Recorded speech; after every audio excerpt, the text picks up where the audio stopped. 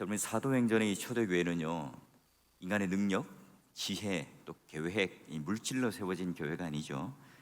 하나님께서 성령 강림의 역사를 통해서 말씀과 은혜 가운데 세우신 교회예요. 우리가 이제 분석을 하면서 또는 초대교회를 바라보면서 우리 베드로 설교가 좀 특별했다, 이렇게 분석하는 분도 있습니다. 여러분, 설교자의 어떤 특별한 설교 때문인가요? 여러분, 설교자가 설교를 잘한다, 설교를 못한다, 여러분, 은혜가 된다, 은혜가 되지 않는다, 모든 것들은 개인의 호불호가 있겠죠. 여러분이 잘 아는 이 시대의 당대의 정말 훌륭하고 또 이름이 있는 목회자 중 한 사람이죠. 옥하는 목사님이 살아생전에, 제가 이제 신학생일 때 사랑의 교회 가서 이제 예배를 드려봤어요. 모두가 다 이렇게 천상의 표정을 하고 딱 집중하여 이제 예배 시간에 설교를 다 듣는 줄 알았어요. 그런데도요, 조는 분이 계시고요, 또 딴짓을 하시는 분이 계시네요. 어느 누구도요, 모든 그런 설교자가 세상 사람들 다 만족할 수는 없죠. 자, 여러분, 설교자가 능력이 있는 것이 아니라 바로 설교자를 사용하시는 그 하나님께서 설교와 설교자를 통해서 능력을 더하시기 때문에 가능한 일이에요. 자, 그리고요, 또 이제 병자가 고침을 받고 표적과 기석과 능력이 있었다, 이런 걸 가지고 이제 우리는 또 하나의 교회가 세워짐에 대한 그런 원인, 조건으로 삼습니다. 하지만 여러분, 오늘날 우리가 많은 부흥사가 있었고 또 많은 이런 표적과 기사와 능력이 있었지만 그런 것들을 행했던 분들이 지금 다 어디에 있죠? 일시적으로는 하나님께서 시간과 또 환경 가운데, 제한된 상황 가운데 주시는 하나님의 은사요, 선물이겠죠. 자, 이런 것들로 교회가 세워지는 것이 아니라 하나님께서 바로 성령 하나님을 통하여, 말씀을 통하여 하나님께서 직접 이 교회를 세워나가시고 또 세우시는 거죠. 하나님의 능력이 사로잡기 때문에 바로 교회가 태동될 수가 있었어요. 자, 오늘 이야기는 사도행전의 그 이야기 특성상 여러분 4장 31절, 어제 우리가 읽었던 내용에서요 5장 12절로 연결되는 게 자연스러워요. 4장 13절이 어떤 내용이었습니까? 빌기를 다음에 모인 곳이 진동하더니 무리가 다 성령이 충만하여 담대히 하나님 말씀을 전하니라. 그리고 12절을 딱 넘어가면 사도들의 손을 통하여 민간의 표적과 기사가 많이 일어나며 믿는 사람이 다 마음을 같이하여 솔로몬 행각에 모였더라. 자, 그런데 여러분, 왜 누가는 잠시 이야기를 중단하고 그러면 4장 32절에부터 5장 11절까지 다른 이야기를 끼워 넣었을까요? 다른 이야기는 아니에요. 예루살렘 교회가 중요하다고 생각하는 이야기를 샌드위치처럼 딱 그 이야기를 끼워 넣었어요. 자, 그래서 32절부터 35절까지는 어떤 내용이죠? 예루살렘 교회가 말씀과 기도만 한 게 아니라 뭘 했다고요? 구제와 나눔을 했다. 그러니까 삶을 통해서 어떤 특징이 나타났는가를 보여줘요. 그리고 그 이후에 36절부터 5장 11절까지는 두 인물을 대조하죠. 하나는 바나바, 또 하나는 아나니와 삽비라고 하는 부부가 초대교회에 어떻게 어떤 그림으로 교회 거룩성을 대하여 이렇게 대조되는가를 그려냅니다. 자, 그러면 오늘 우리는 4장 32절부터 35절까지의 초대교회에 나타났던 하나의 특징, 우리 믿음의 선배들은 그저 말씀, 그저 기도, 그런 어떤 하나의 신비로움만 추구하는 것이 아니라 어떻게 하면 구체적인 우리의 삶 가운데 어떤 특징이 있는가를 한번 살펴보는데요. 먼저 여러분 33절에 한 특징이 나타나고요, 나머지 32절, 34절, 35절 이렇게 나타나요. 먼저 사도들이 큰 권능으로 뭘 하느냐? 자, 사람들에게 가서 그 권능을 보여주는 이전에 주 예수 부활을 증언해요. 그리고 큰 은혜를 받죠. 여러분, 사도들이 전한 말씀 가운데 종교 지도자들이, 특히 이제 사두개인들이 제일 싫어했던 게 뭡니까? 예수 그리스도의 부활 소식이에요. 그런데 여러분, 사도들이 받았던 이 권능으로 뭘 전한다고요? 예수 그리스도의 부활을 증거합니다.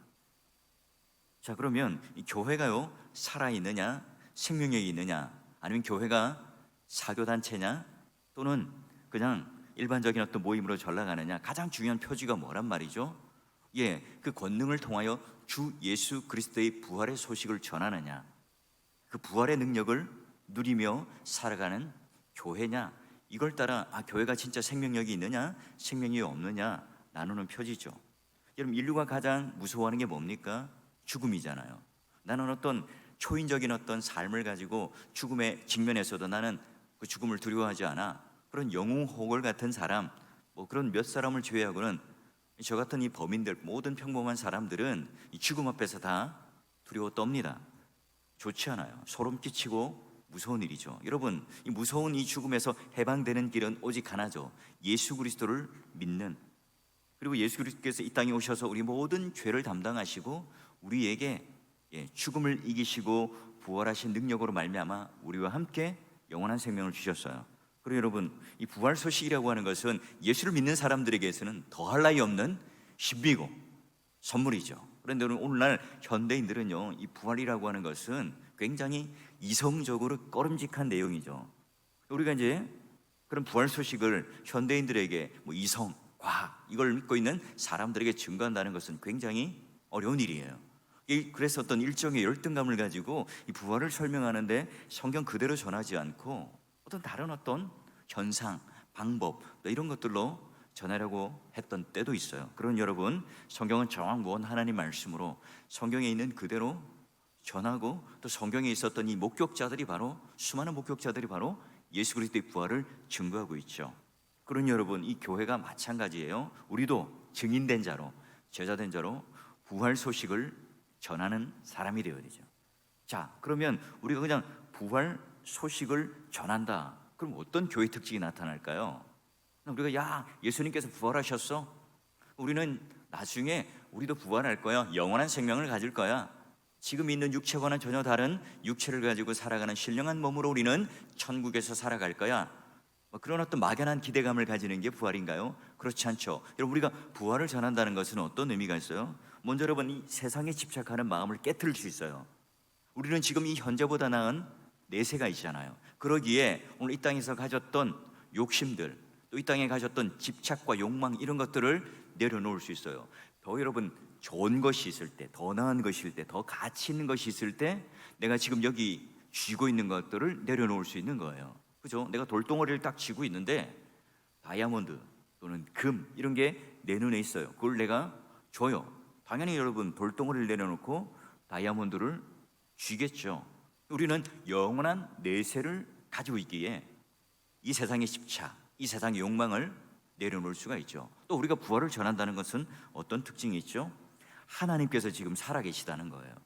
하나님께서 살아계신다는 것은 내 인생의 모든 고난을, 환난을 함께 돌아보시고 동행하신다는 의미도 있죠. 또 하나는 뭐예요? 하나님께서 모든 것을 눈동자와 같이 감찰하시니까 내 일거수일투족, 나의 그 은밀한 죄까지도 하나님께서는 다 살펴보고 계세요. 부활하신 예수님께서는 지금도 살아계셔서 재림의 주님으로 오시죠. 재림의 주님으로 오시면 어때요? 심판주로 오세요. 그러면 예수 믿는 사람들에게는 상급을 허락하시고, 믿지 않는 자들에게는요, 영원한 심판이 있겠죠. 또 우리들에게는 그런 하나님께 이때까지 어떻게 살았는가를 셈하는 날이 올 거예요. 그런 여러분, 부활 신앙을 전한다는 것, 부활을 얘기한다는 것은 오늘 우리의 삶의 옷깃을 항상 돌아보면서 겸손하게 하나님께서 지금 나를 지켜보고 계신다는, 고난 가운데도 내가 힘을 얻을 수 있는, 그리고 내가 죄 가운데 걸어갈 때, 교만한 삶을 살 때 하나님의 눈을 의식할 수 있는 게 바로 부활신앙이죠. 자, 그리고 여러분, 세 번째, 우리가 이 부활이라고 하는 것은요, 이 세상의 공동체와는 전혀 다른 신비로운 공동체임을 보여줘요. 이 세상에서는요, 이 세상에서 끝날 것, 또 세상의 이 막다른 골목 속에서 그냥 그 하나 바라보며 살아가요. 우리는 그런 영원한 세계를 바라보며 살아가는 신비로운 공동체가 돼요. 또 부활을 전한다는 것은요, 이성이 경험하는 과학 만능주의 같은 이 세상 속에서 오아시스와 같은 영원한 생명을 붙들고 살아가는 그런 놀라운 역할을 해줘요. 그래서 세상에 모두가 다 절망할 때, 모두가 다 실망할 때 영원한 생명을 통해서 소망을 주는 공동체가 교회죠. 이 절망의 언덕 위에 생명의 꽃향기를 바라는 교회가 될 수 있어요. 그러니 여러분, 교회다운 교회가 생명력이 있다는 것은 교회가 이 부활을 권능 있게 전하느냐, 또 부활을 통해서 우리는 그런 능력을 누리고 살아가느냐, 그게 바로 관건이죠. 그러면 우리가 그런 부활 소식을 전하고 부활의 권능을 누리며 은혜롭게 살아가는 공동체의 특징은 무엇인가? 자, 여러분 33절 끝에 보니까 무리가 뭘 받았냐? 큰 은혜를 받았다고 그래요. 여러분, 사도들이 전하는, 담대하게 전하는 부활 소식을 듣고 예루살렘 교회 성도들은요 큰 위로와 힘을 얻고요, 그리고 은혜를 받습니다. 여러분, 예루살렘 교회 성도들이 이와 같이 부활을 통해서 큰 위로와 큰 은혜를 받듯이, 여러분 또한 우리가 이런 부활의 신비로운 소식들을 듣고 믿는 자로서요, 여러분 이 부활의 권능에 참여하는 자가 되었죠. 그럼 우리 똑같죠. 우리도 큰 은혜를 받는 그 모든 조건이 뭐예요?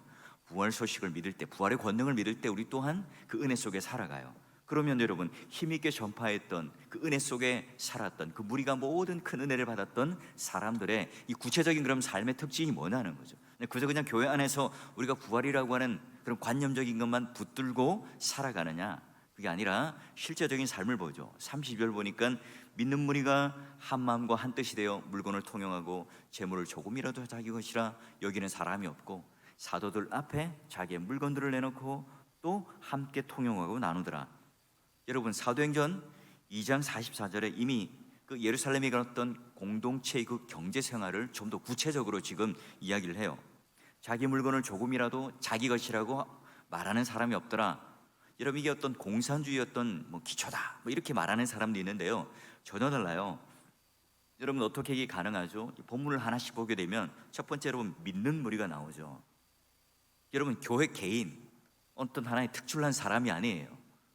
어떤 한 개인만 그런 구제와 선교의 나눔의 역할들을 한 것이 아니라 모두가 이 부활의 은혜를 누렸기 때문에 모든 교회 공동체 성도들이 함께 지금 이런 구제와 나눔에 참여를 해요.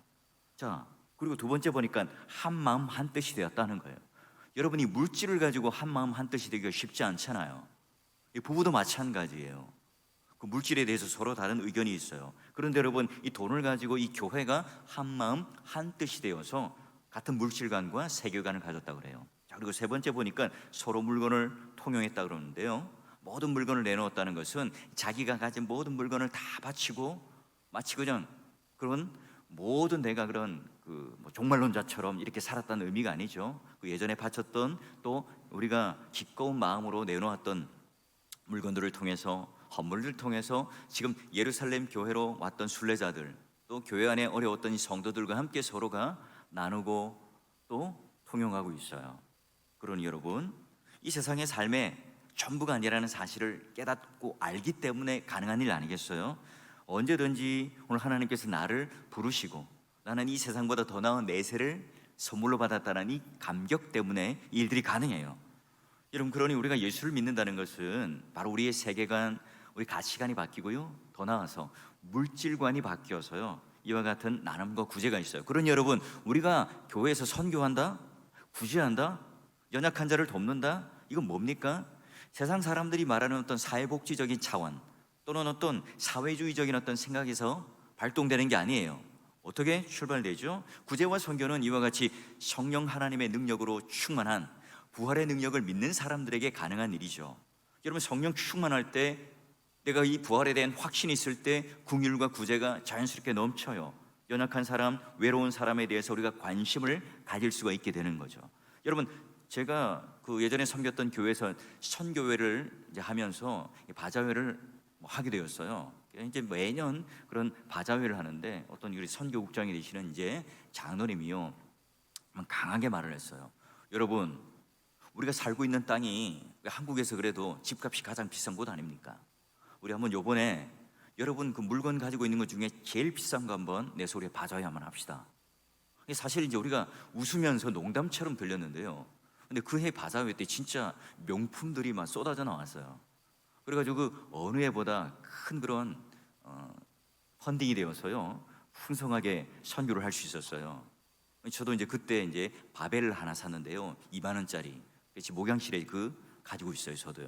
저도 이렇게 한 몫을 했는데요.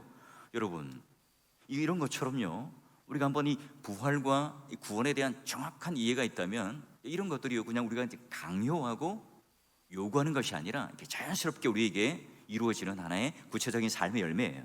자, 그리고 제 물건을 자기의 것이라고 하는 사람이 없었더라. 여러분 이건요 유대계 혈연 중심적인 로마 질서 사회 속에서는요 생각하지 못하는 내용이죠. 그리고 여러분 예수 그리스도의 부활의 능력, 이 신앙을 통해서 여러분 이 구체적인 삶이 이렇게 드러났어요.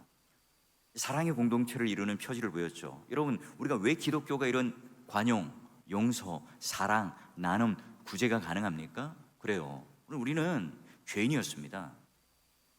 죽었던 자였어요. 아무런 소망이 없던 사람이었습니다. 예수 그리스도께서 오늘 우리들에게 생명을 주시고 구원의 놀라운 선물을 주셨어요. 우리는 새로운 삶을 살아가요. 그런 여러분 영원한 형벌의 자리에서 우리는 생명의 자리로 옮겨왔죠.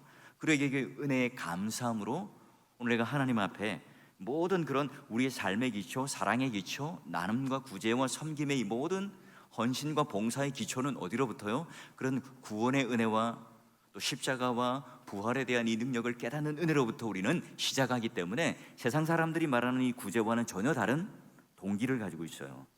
여러분 초대교회 성도들을 보세요. 그들은 그저 말씀과 기도와 성령의 권능을 받는 것으로만 끝내지 않아요. 그렇죠? 그들은 복음을 전하는 자답게 살아내고 있어요. 우리가 하나님 앞에 진정한 그리스도인이라고 하는 것은 무엇이죠? 그런 어떤 신비로움들을 경험하는 것도 굉장히 중요하지만 더불어 내가 그런 신자다운 삶을 통해서 구체적으로 연약한 자를 돌아보며 함께 구제와 선교와 나눔의 그 현장 속에 우리가 손과 발이 되어서 움직이는 것을 말해요. 여러분 우리는 아무리 겉으로 멀쩡해 보여도요 속으로 한 걸음만 더 들어가면 모두가 다요 어려움과 고충과 또 특별한 그 기도의 제목들이 다 있는 분들 아닙니까? 또 우리 여러분 교회의 하나님 백성이라고 하는 모든 형제와 이웃들을 향해서 그런 긍휼된 모습을 바라볼 수 있는 눈이 우리들에게 생기겠죠. 여러분 교회는요 가장 신비로운 곳이지만 또 교회는 가장 사회성이 있는 곳이에요. 가장 신비로운 능력을 가졌지만 또 가장 사회성이 있는, 이것이 보완적으로 또한 열매와 결과로 함께 맺어지는 곳이 바로 교회죠. 가장 신비로운 예배, 기도, 말씀, 권능, 능력, 신비, 여러분 이런 것들이 오늘 교회 안에서 또 다른 세상과 다른 신비로운 공동체로서의 모습이 있다면 또 그 모습이 또 어때요? 구제를 하고 나눔과 선교를 하는 것을 통해서 연약한 자를 돌아보는 걸 통해서 구체적인 이 신비로움이 눈으로 보여지는 이 세상 사람들과 함께 교제하고 나누는 것으로 나아갔어요. 믿음의 동역자 여러분, 이를 위해서 오늘 이 예루살렘 교회 성도들은요 보면 한 마음 한 뜻이 되었고 모든 무리가 다 함께 모든 교회가 참여했고요 또 모든 서로가 자기 것이라 주장하지 않고 통용했던 것, 이건 강요도 아니었고 강제도 아니었고 또한 율법적으로 그들에게 올가맨 것도 아니었어요. 자연스럽게 우리가 바로 예수 그리스도의 십자가와 부활에 대한 진정한 은혜와 능력을 누릴 때만이 가능한 일이었고 모든 사람들은 다 기꺼워하였고 즐거워하였고 이 일에 만족하여 이 교회가 거룩한 공동체, 신비로운 공동체가 되어서 그 사회 속에 유대교에 충격을 주었고 로마 사회를 충격에 빠뜨리는 신비로운 공동체가 되었습니다. 여러분 우리 교회도 마찬가지입니다. 주님께서 핏값 주고 산 교회고요 우리 안에 그런 거룩과 신비로운 놀라운 은혜와 능력이 가득 차 넘치는 것, 이것도 굉장히 중요해요. 더불어 이런 사회성을 통하여 하나님 앞에 신비로운 공동체일 뿐만 아니라 정말 이 세상에서 어떤 교회로서 함께 물질관과 또 우리 가지고 있는 이 세상에 있는 집착한 것들을 내려놓고 버리고 가볍게 함으로 말미암아 하나님께서 원하시는 뜻대로의 삶, 우리 가정으로부터 또 우리 모든 교회가 이와 같이 하나님 앞에 기쁨이 되고 이 초대교회만 이런 놀라운 은혜와 신비로운 공동체로서의 모습을 누렸을 뿐만 아니라 우리 또한 그런 가정, 그런 교회가 되셔서 오늘 여러분 오늘 하루의 삶도 정말 가벼운 마음으로 가벼운 우리의 삶을 가짐으로 말미암아 영원한 하나님 나라와 부활을 가진 자답게 세상 앞에 거룩한 충격을 주시고 또 그런 능력을 가지며 살아가는 여러분 되시기를 주의 이름으로 간절히 축원합니다.